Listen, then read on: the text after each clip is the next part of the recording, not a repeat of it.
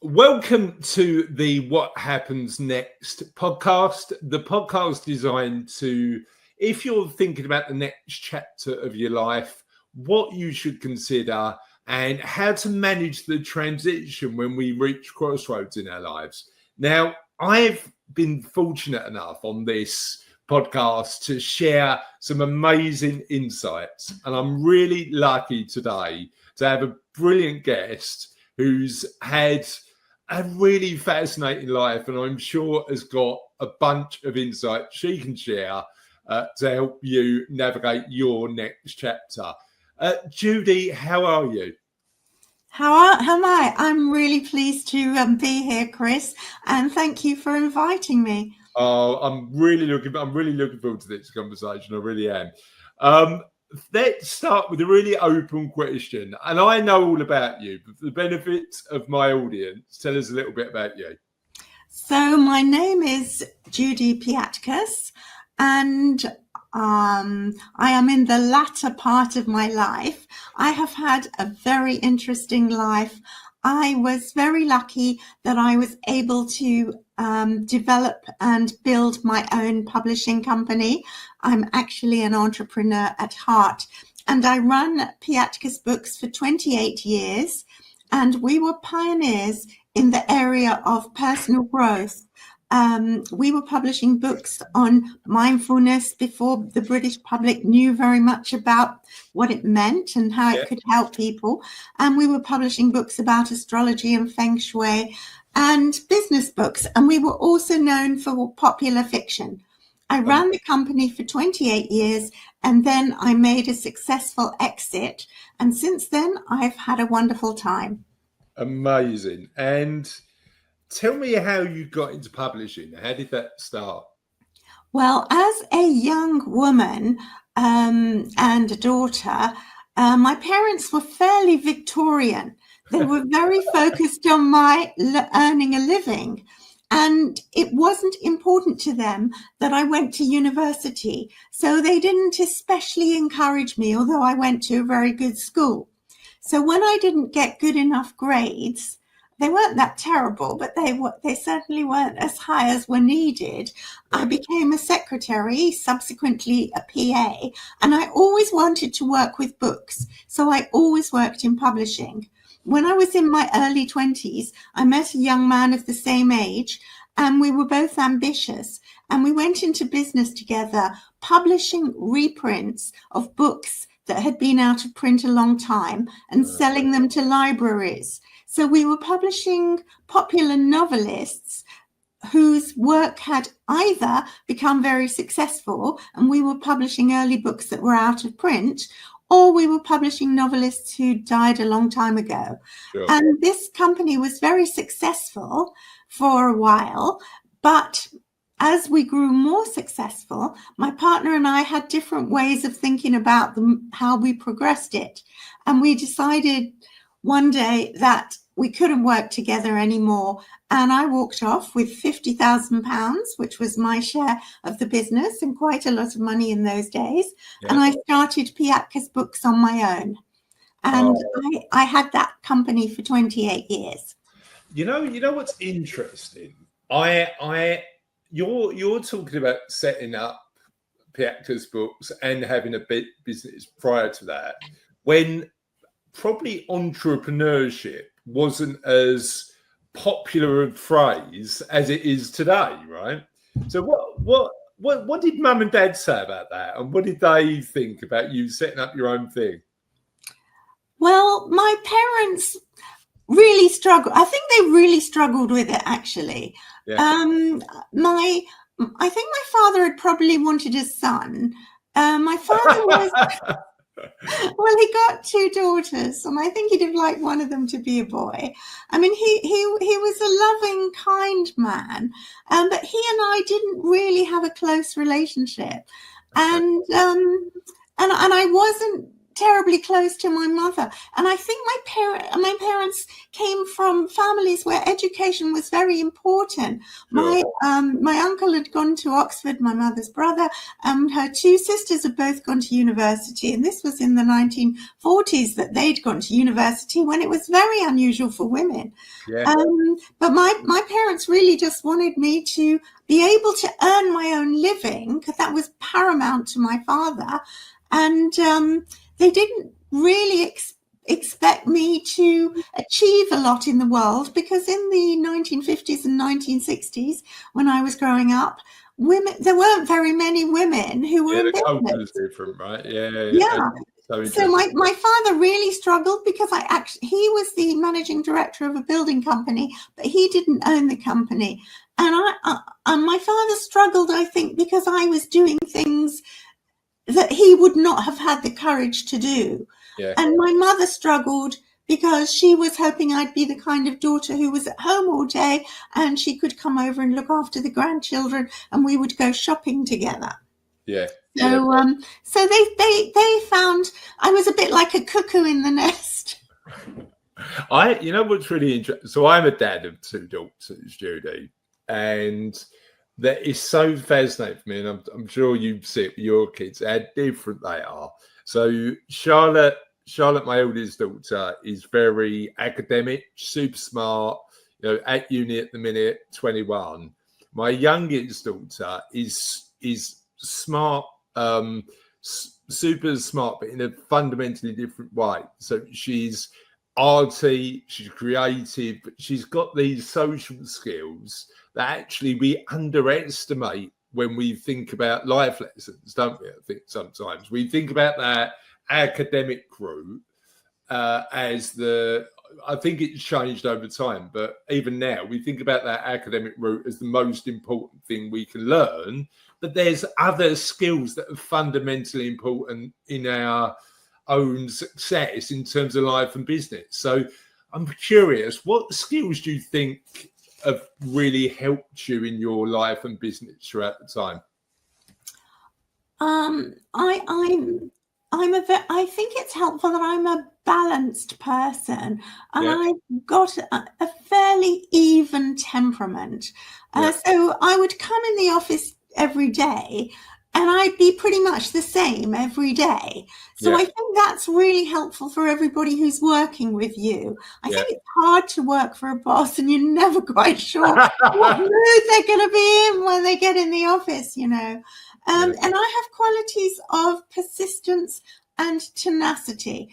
And after I'd sold my company, I went to a talk once, and I discovered, and this was really interesting, that I was both left-brained and right-brained. So the fact that I was able to be practical and pragmatic, but also to be creative, has turned out to be the most wonderful gift. But as I say, I discovered this after I sold the company.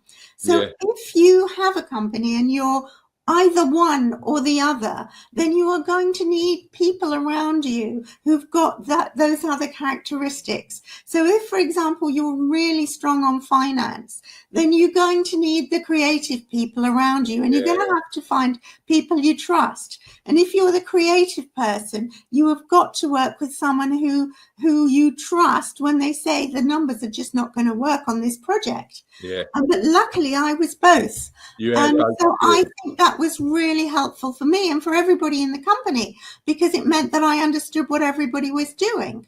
But you make some really important points, because in business and in life, that emotional resilience, that ability to stay calm when things aren't going in a completely straight line, I've found, and I've seen this in my clients, that actually not panicking and just looking at what's the next action we take is probably the way to go, as opposed to the people who do get too emotional, then make knee-jerk reactions and often make mistakes. That calmness under pressure is definitely a skill I think is worth it. But I suppose you, throughout your sort of career with Piatkus books, one other thing is you learn a lot as a business owner, don't you? So what lessons did you learn as a business owner and running that particular business do you think you learned but still apply to your life today? I think every business is all about the people, and it's all about the people both inside the business and outside the business. Yeah. So I also felt, so when I had my first company with my partner, I ended up being very unhappy in the last year or so when we were working together. Mm-hmm. And I thought, when I start my own company, or when I decided to start again on my own, I thought I want to enjoy coming to work. Yeah. And I want everybody in the office to enjoy coming to work. And it shouldn't be something that they get up in the morning and think, oh God, I've got to go to work. 100%. So it wasn't that I behaved like Google and had table tennis tables and fizzy drinks. Why not? That was ahead of our time. Yeah. But I did say to people, we want you to come to work, and we want you to work really hard between 9 and 5, and then we want you to go home and have a life. So we're not going to be calling you at all hours of the day. Not that people did that in the 90s, because people didn't have mobile phones. But we want you to really enjoy it and have a good time. And we wanted everybody to be kind to each other. We wanted everybody to work as a team. And of course we had to make a profit, but we would have regular monthly meetings, and I would tell everybody how we were doing. Yeah. And I would say to them, look, we have to make a profit, because otherwise you're not going to be paid at the end of the month. Yeah. And it's very interesting because younger people, I think they're a bit more savvy nowadays, but many years ago, people came to work and they got a job and they didn't really think about themselves in relation to the whole. But at Piatkus, we were very focused on people understanding how everybody was making a contribution that was really important. Well, I think, it's interesting in terms of when I'm doing the research for the What Happens Next book that's coming out in 2026, and people who have had careers and retire or think about what happens next in their lives. And I've had clients, Judy, who find themselves saying, right, I've sold my business, I'm going to retire, I'm going to stop.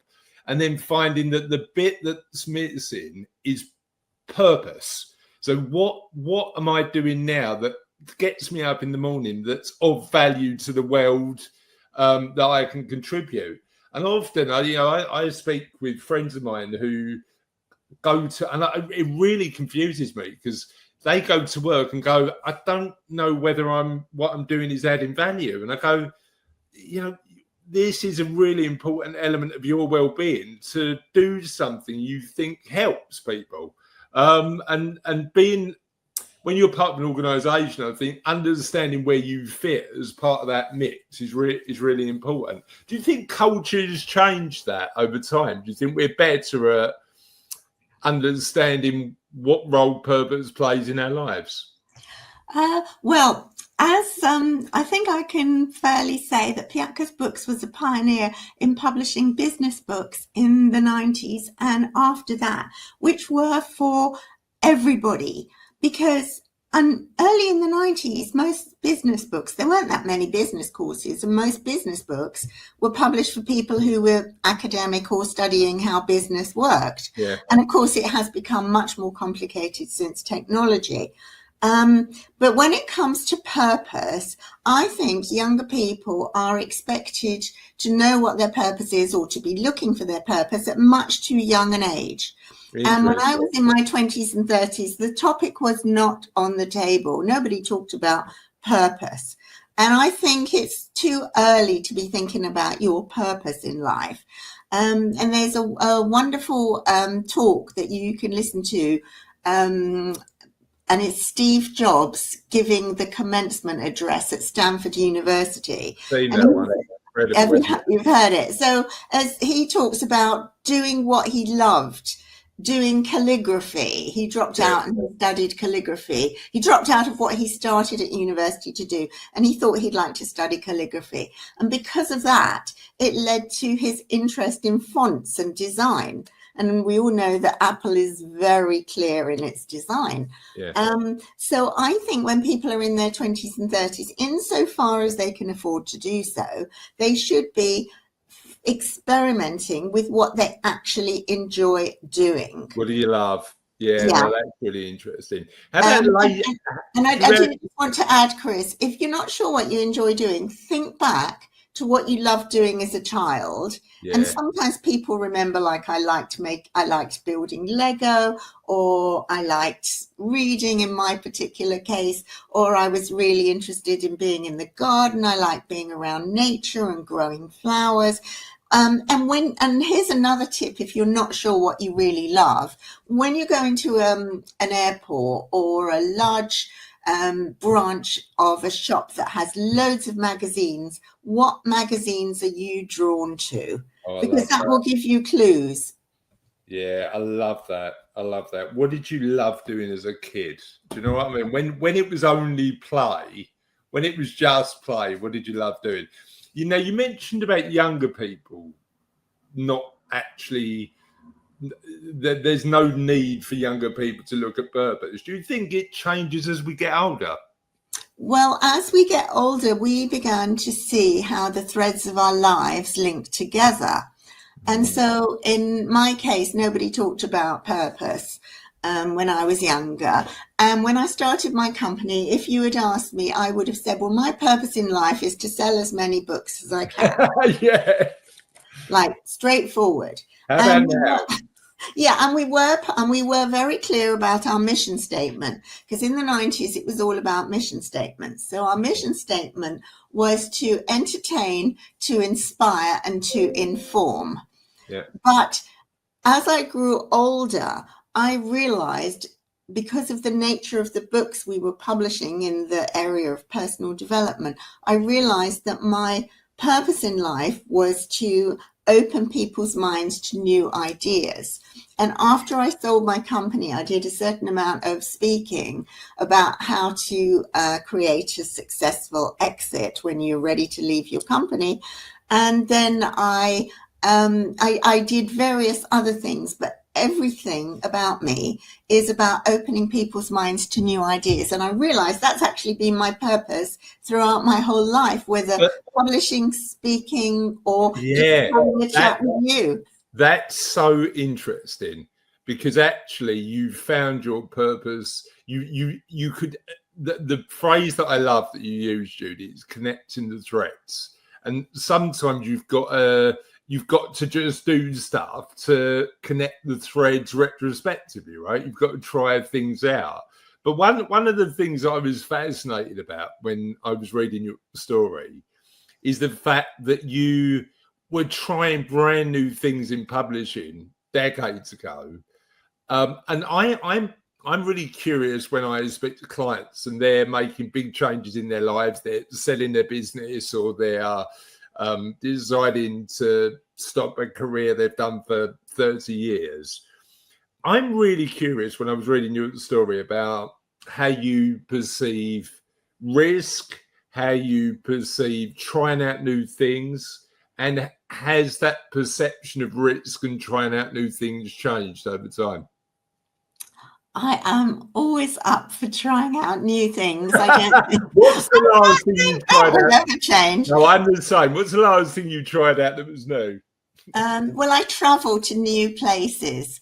So brilliant. I love travel. And so I guess that's the most adventurous that I'm being at the moment. So tell me about your last trip. Where did you go? My last trip, my last trip was the Cotswolds in Oxford, but my trip before that, the big trip of this year, was to the Far East, when we went to Vietnam, Thailand, Singapore, and Cambodia. And in Cambodia, we were just wandering over all these ancient temples. Yeah. And that gave me such a high that I was still able to travel the world and just see these amazing places and enjoy it so much. Love that. And where's next? Where's next? Where's next? Well, we'd love to go to, when I say we, I'm talking about my husband and myself. Sure. We'd love to go to South America. We hope we might be able to go next spring. And I haven't been to the countries we're planning to go to, Argentina, Chile, maybe Bolivia, Uruguay. I haven't been there at all. And that will be I've been to Brazil, but that will be a totally new culture for the most part. And we'll be doing exciting new things. And I hope I can carry on as long as possible, which is, of course, about staying healthy and fit.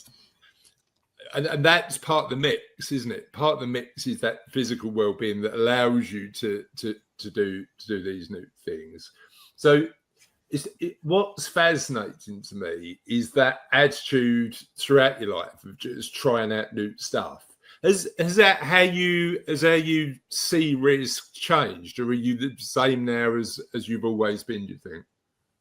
When I was a teenager, I was always up for exploring new stuff, but I was never very physically adventurous. Okay. So very often it's exploring places, and I'm going there physically, but I'm exploring it with my mind and my senses.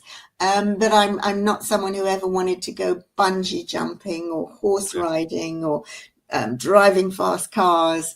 And I don't explore technology. It's not a gift that I have. So, we're all interested to explore something. Actually, all of us are drawn to explore something. And sometimes the challenge is to just find what it is.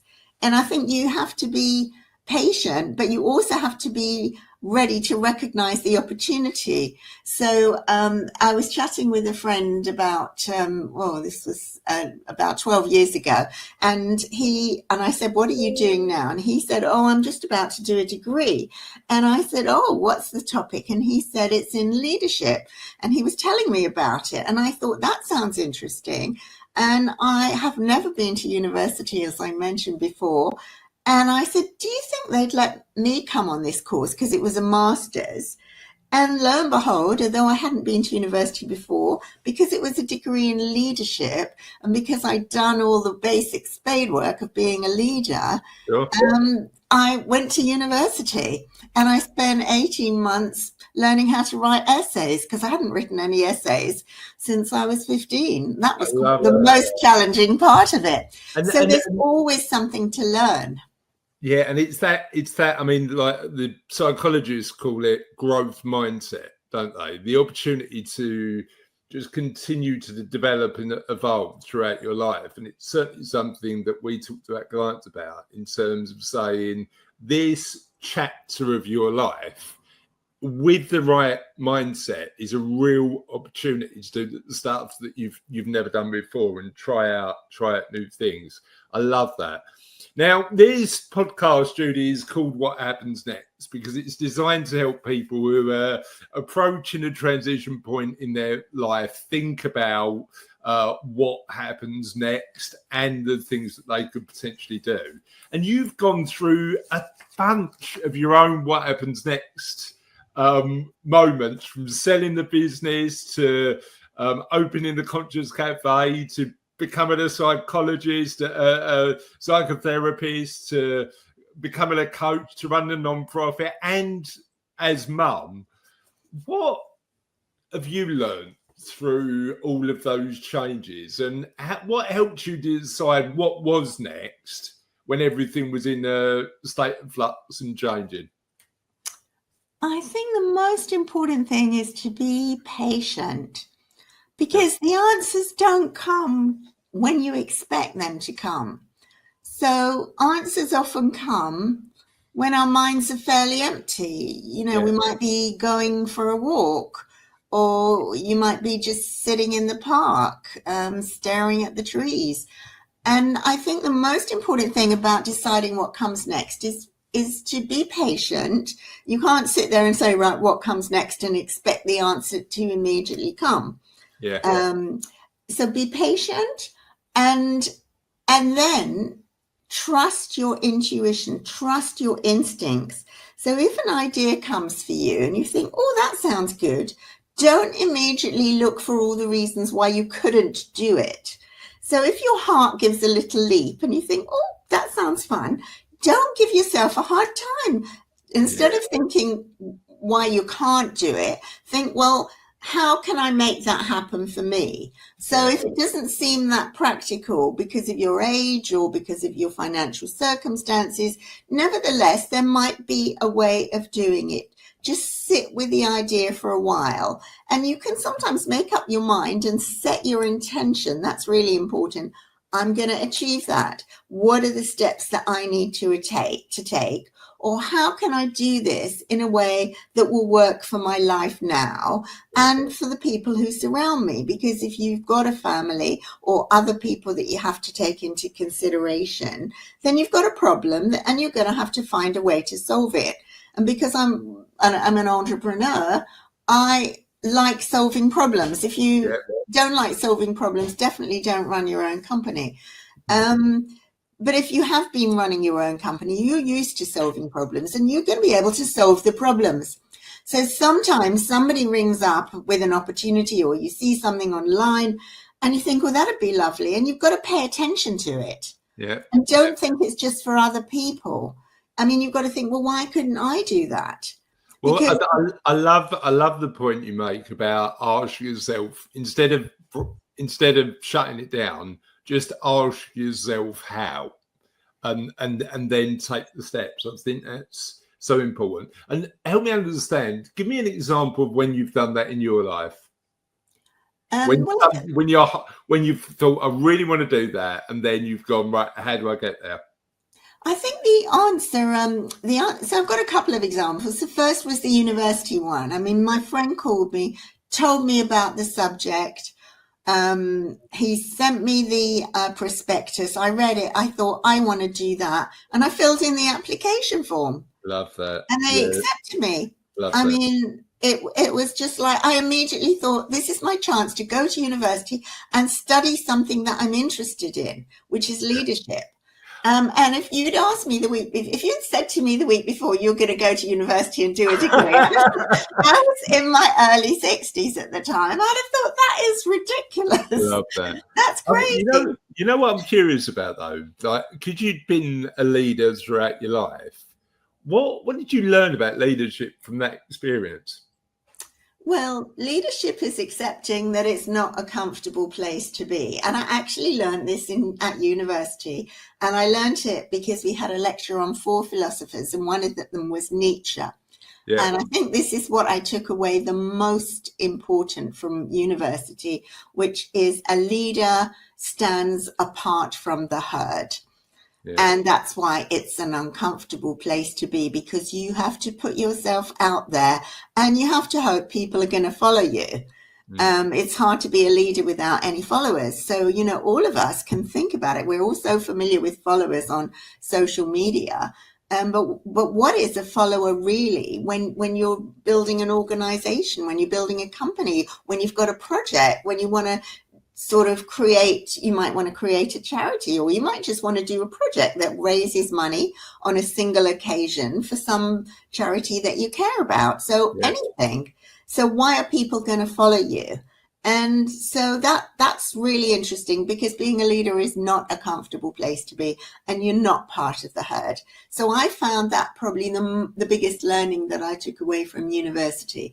So when I started Conscious Cafe, so Conscious Cafe is an organization that I run, and it brings people together for thoughtful conversation. And I've been wanting to do this for a while because I was missing having the thoughtful conversations that I have with authors and that I have with people in my company. And I wanted to talk about the mystic world because I was very intrigued by that.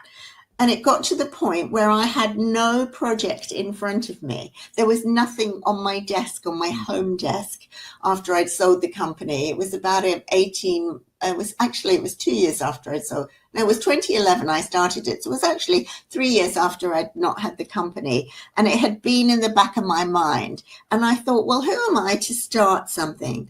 But I sent out invitations to people. I said, please come to my home and we'll have a talk about what is consciousness. That was the topic of the talk. And I was really anxious. I thought, who am I to lead an organization, to lead a group, to even set up an evening and invite people to do this? Even though you run anxious making. Sorry, Judy. Even though you'd run the business, that was still. I suppose every time we do something new, we go through that anxiousness, right? You know, absolutely. Yeah. Absolutely. I was really anxious because I thought everybody might come. They might not get on with each other. There might not be anything to talk about. Consciousness is a tricky subject. But 25 people came. Amazing. And they loved talking to each other in groups. I spoke to a friend and said, how shall I organize the event? And I said to them at the end, shall I do this again? And they said, oh, yes, please. And I began to do it every month. And virtually every month since June 2011, I have run some kind of event for Conscious Cafe. And we now have 14 groups in different places, several in the UK, live groups, and some abroad. And we offer an online event every month. And we have presenters talking about different topics. Sometimes they're very, very mystical, and sometimes they're more down to earth. So the down to earth ones might be about health or environment, and the mystical ones might be about astrology or some other interesting aspect of the mystical world. Interesting. And I think what's fascinating when we've spoken before, and you know what I've learned during this interview, is you've got this ability to shift from, even though everything you're doing is connected and it's about trying new ideas and thinking from new perspectives, you've got this real talent of shifting from identity to identity, you know, publisher, entrepreneur, coach, psychotherapist, mum. How because I have a lot of conversations with clients who struggle with this. And I had a conversation with a client fairly recently where they're an MD of a fairly big business. They weren't enjoying the work anymore, and they decided to stop work. And this was like 3 years down the road. He still hadn't stopped work. And when I asked him, look, we've worked out the money. We know that financially you're going to be fine. What is it that's stopping you taking the next step and moving into the next chapter of your life? Judy looked me dead in the eye and said, what am I if I'm not that? And he was really struggling with this shift in identity. And interestingly, he was going through another challenge, that he was dad and then the kids are growing up. So that identity was shifting for him as well, because the relationship was changing. How do you navigate that change in identity, particularly in our 50s, 60s and beyond, when things start changing? It's harder for men. I definitely think it's harder for men. So. Yeah, I think so. And also it's harder for the people who are more introvert. So the extroverts are going to go out and they're going to network and they're going to meet up with friends, and the opportunities are going to come more easily because you're having the conversations. Yeah. And the introverts definitely find that harder. And very often you've got an extrovert married to an introvert. So, yeah. And it's in your marriage, who's the extrovert and who's the introvert?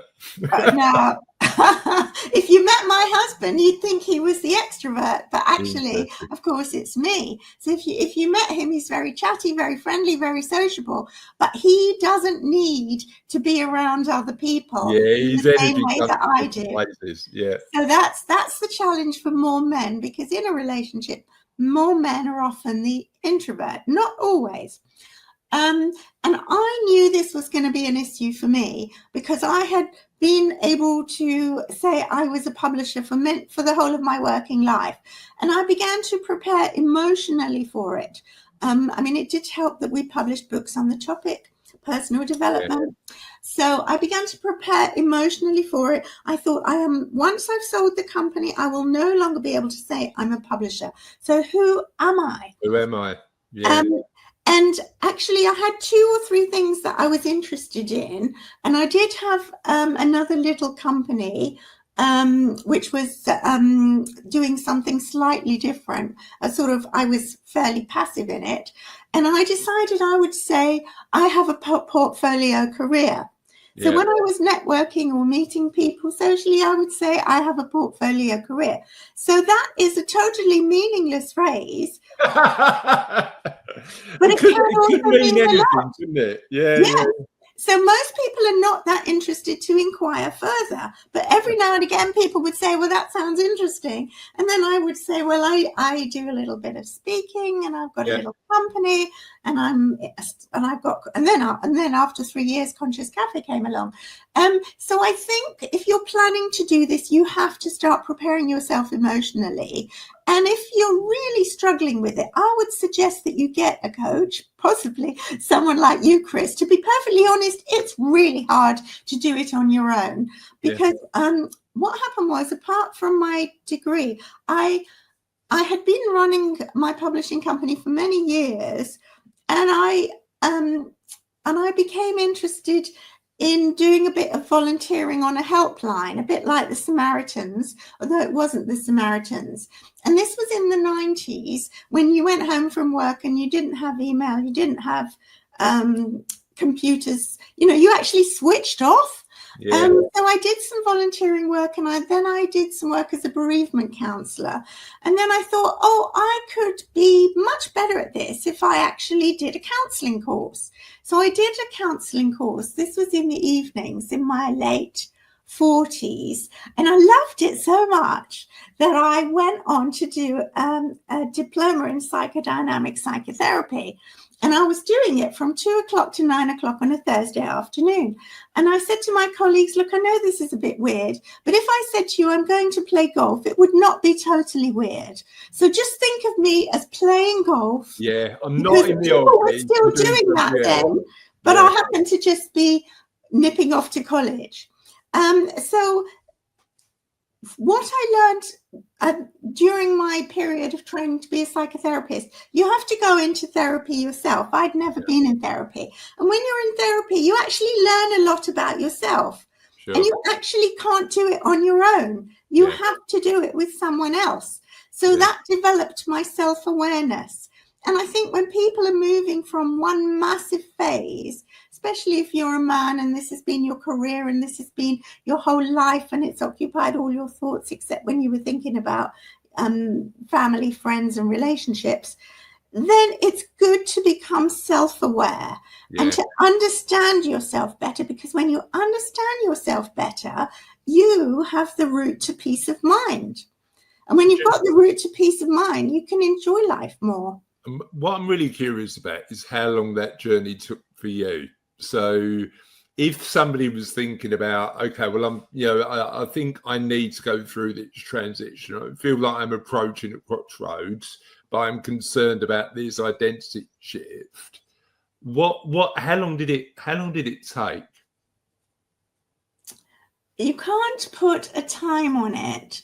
And I would say it's about how willing you are to do the emotional work. Yeah. And the emotional work is you thinking about your family, where you came from, the values, what's important to you, what's not important to you, your strengths, your weaknesses. And then in that way, you begin to get more of a sense of who you are, who you are as a person, what your identity is, as a leader, or as a parent, or as a son, or as a brother, or as a brother-in-law, perhaps, as a neighbor.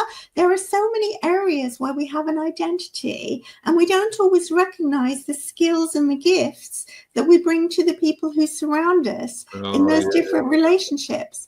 Yeah, you make a really interesting point. As we're doing, I'm a financial planner, I'm a business owner, but what's interesting as we start to build the What Happens Next project and talk more broadly about things like purpose and meaning and identity, I've needed some coaching to help me grow into that role, because it's a different role to just thinking about and talking about the money.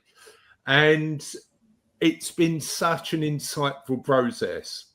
and something that I've got a lot out of. Actually, I've really enjoyed it, and I think sometimes you're right. I talk about it like the mirror. Sometimes you need somebody else to hold that mirror up and ask the uncomfortable questions you've probably been ignoring for way too long. And I'm getting a lot out of it. But yeah, it's interesting. What I love as well is the fact that after you left, you then after you sold the business, set up Conscious Cafe, you then wrote your own life story. And there's plenty more to come, but you wrote your own life story up to that point in ahead of her time. And I think, for me anyway, writing is quite a cathartic experience. I learned a lot when I write. What did you find you learned through the experience of writing your own story? It was fascinating writing my own story. And so, of course, in asking that question, Chris, you have to remember that I was a publisher. Yeah. So I'm not a great writer. I've got a fairly limited vocabulary. I mean, I didn't have a degree, and I ran a publishing company, and it was a very successful one, but we weren't publishing literary fiction or nonfiction. So when I began to write my book, I actually wrote a book. I've actually done lots of things. I just want to mention I've done loads of things in my life that I've experimented with and haven't worked. Like I didn't love yoga. I didn't love learning French. You know, I've tried things and didn't enjoy them and gave them up. And that's absolutely fine. I mean, it's just not for you. So I did write a book after I sold my company, and it was too soon. And I sent it to a couple of literary agents, and they couldn't see how they could do anything with it. So having been a publisher and sending it to literary agents and being rejected, that was quite a good lesson for me. And this book came. I'd actually met somebody who did what we used to call palmistry, although she now calls it scientific hand reading. And I met her at a lunch with a few people, and a friend of mine opened her hands, and this lady began to look at the hands and tell my friend things about herself that I knew were true. And I also knew they'd never met. So I asked her for a session, and she looked at my hands and she said, "You've got a message to give to the world, and you need to get on with it." And it felt like it was the book. And it felt like my story might be helpful to inspire and encourage other people to take chances and do things that were in their hearts, that were just wanting to be experimented with. And you know what's interesting? I'm writing the What Happens Next book at the minute, but my last book was about kindness. And through I learned a lot about kindness through the podcast that I used to host with my daughter.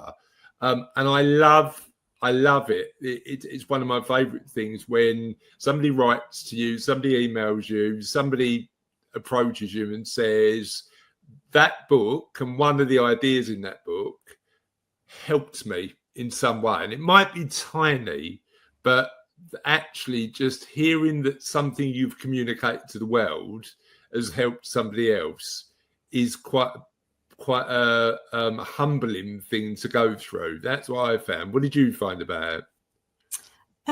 What I found was interesting was understanding more about myself. Yeah. So when I began to write about my life and my company, and I have a daughter with disabilities, so I wrote about her too, because I think I particularly wrote the book, although men have enjoyed it.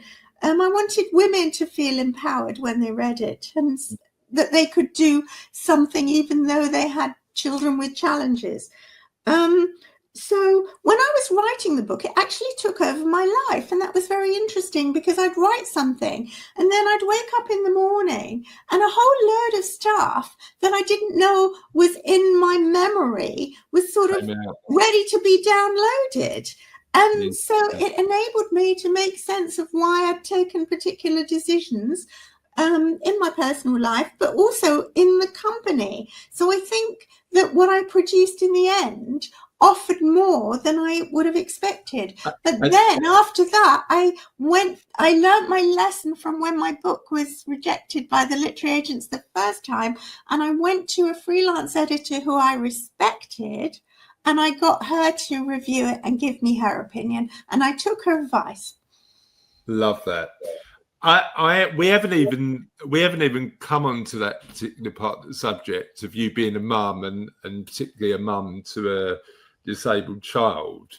How did you get the balance right, particularly when Piatkus Books was happening, between being mum, business owner, entrepreneur, publisher? What's your thoughts on balance, or is balance a fallacy, or how do you feel about that? And what did you learn about being a mum of somebody who needed additional care? Well, if you had said to me before, I've got 3 children, and Sonia's my oldest, and she has cerebral palsy, and she has very, very severe disability. She's lived her whole life in a wheelchair. Now she's in a home. And if you just said, and I wasn't a woman, I wasn't a girl who played with dolls. I wasn't interested in the home. I wasn't interested in the more obvious feminine aspects of being a girl. And so as a teenager, if you'd said to me, you're going to become the mother of a disabled child, I would have said, I am completely unsuited to that role. Yeah. But when Sonia arrived, I loved her, as parents love children. Oh. And so I just wanted to look after her and give her the best life I could. But at the same time, I knew that I was going to need money in order for us to live a life where we weren't struggling for extra care for Sonia all the time, because I didn't know that she would be able to go into such a good home.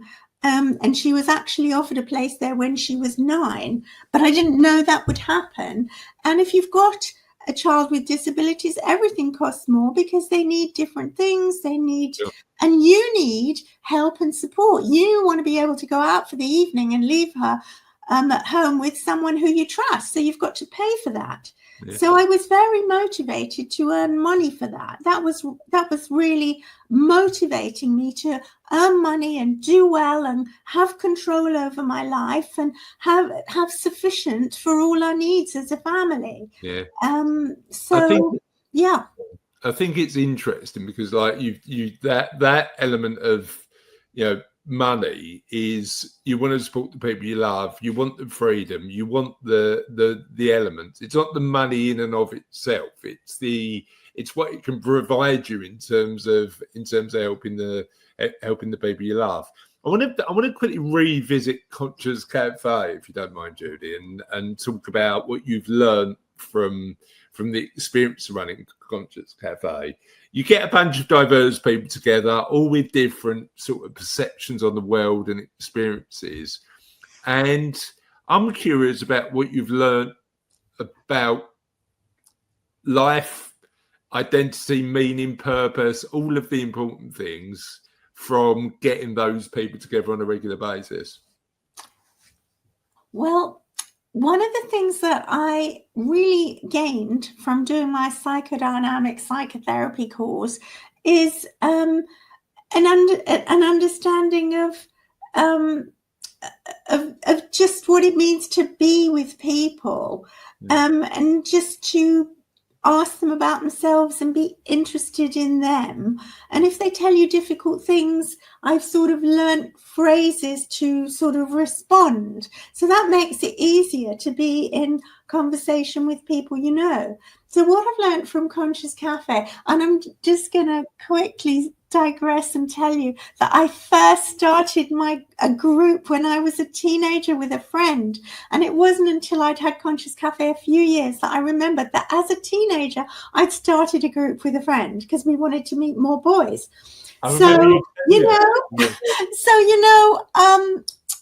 What you love to do as a child and a teenager, it's a pattern in your life, but you don't always see it till later. I'm really curious so much about Conscious Cafe, but I had a conversation with a friend of mine who, locally to me, I now live in Leigh-on-Sea on the Essex coast, but locally to me, he's set up this business group where it's in a wine bar. We get together on a Friday, we have a few drinks, we support each other, and we talk about business. And I said to him, and I've got into paddle tennis quite recently, and I'm running a WhatsApp group now. It's got 30 people in, and we do 10 games a week. And I said to him, there's something in Justin, who's my friend, and and you actually, Judy, that can't help getting people together. I feel compelled, even when I turn around and go, I'm too busy to do it, I really enjoy what people get when they put communities together, and it sounds like you do too. Yeah, it's something you're born with. We're born with all kinds of skills and talents, and sometimes it takes a while to recognize them. So what I've got from Conscious Cafe is an understanding of loads of different points of view, an understanding of the way many people think. I hope I'm tolerant, and I hope I'm non-judgmental, and I am. When you've trained to be a therapist, and when you've done some coaching, when you've done some counseling, you become much more aware of your own thoughts. So certainly if you just do a mindfulness course, so it's about recognizing when I am being judgmental, and having a look and thinking, why was I judgmental with that person, and sort of querying my own responses to things that people say. And I've also made some lovely friends, really lovely lifetime friends. And above all, I just feel really grateful, that I get to be with all these lovely people every now and again. We've got a separate community for the leaders of our different groups. And we had a retreat for our Conscious Cafe group leaders recently. And all the people who came, just such lovely people. I just feel so grateful. They're in my life, and they're my colleagues. So I've had so much from Conscious Cafe, and just feel so grateful, because in the end, our lives are all about the relationships that we have with other people. Of course. And there's a great book that we talk about quite a lot on What Happens Next, but by a guy called Bob Waldinger, his name is. It's called The Good Life. And Bob Waldinger is the guy who ran the Harvard study on social engagement. And it's an 80-year study where they've been looking at what happiness and well-being means over an 80-year period. And the first paragraph of this book talks about the fact that the biggest indicator of happiness was strength of relationships.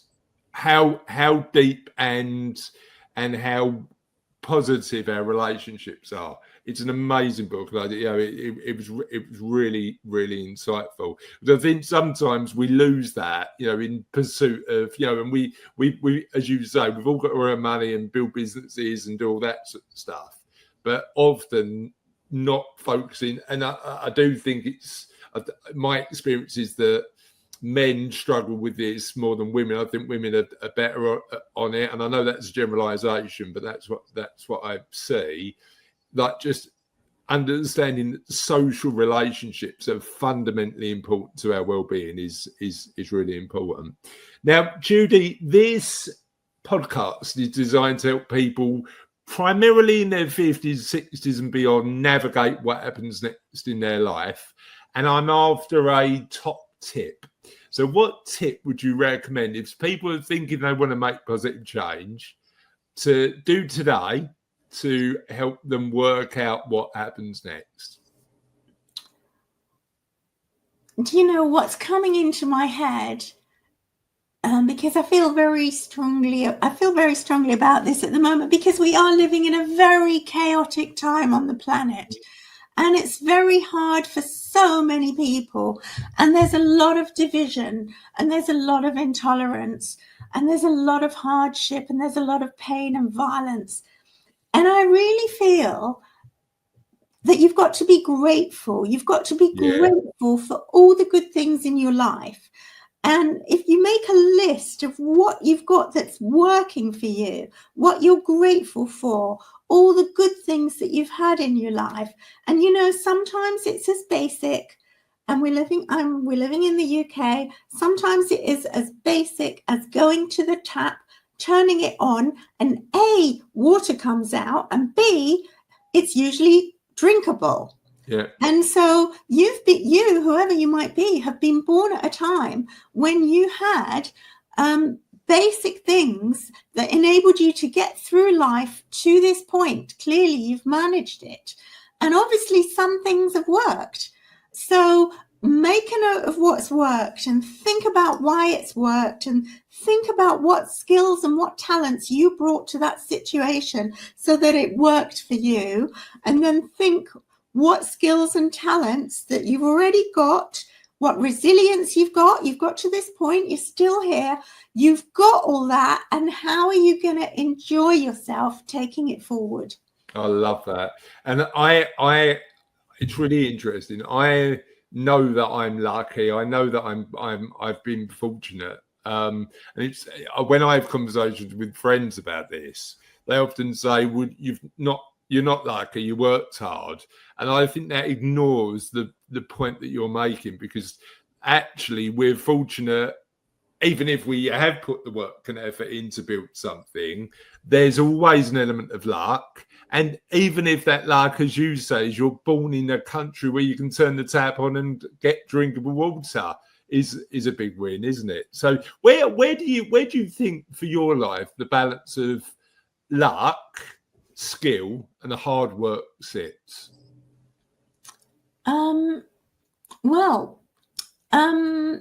That's quite a challenging question to end on, Chris. It is a bit, Judy, isn't it? I didn't know I was going to ask you that one. Yeah, and that's really interesting. And I have to tell you that I don't know the answer without thinking about it. Yeah. And so I have to say as well that in me not knowing the answer, it's just about, we don't always know the answers. That's true. And that's okay. And we don't have to know the answers. It's true. And actually, that's what often makes life so exciting, because there's always more to learn, right? Oh, there's always more to learn. And it's okay not to know the answers. And if more people said they didn't know the answers and asked 100%. For help a bit more often, we'd have a happier world. Well, I mean, it goes back to what you said about, judgment and decision often close down our minds to turning around and going, well, actually, I don't know. And your perspective might be interesting if I consider it. Judy, I've loved our conversation today. Tell us, for our listeners, where people can find out a little bit more about you. Thank you.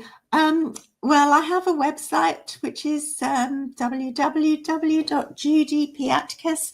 That's JUDYPIATKUS. And Conscious Cafe is consciouscafe.org. So Conscious Cafe, CONSCIOUSCAFE, consciouscafe.org. There might be a group near you.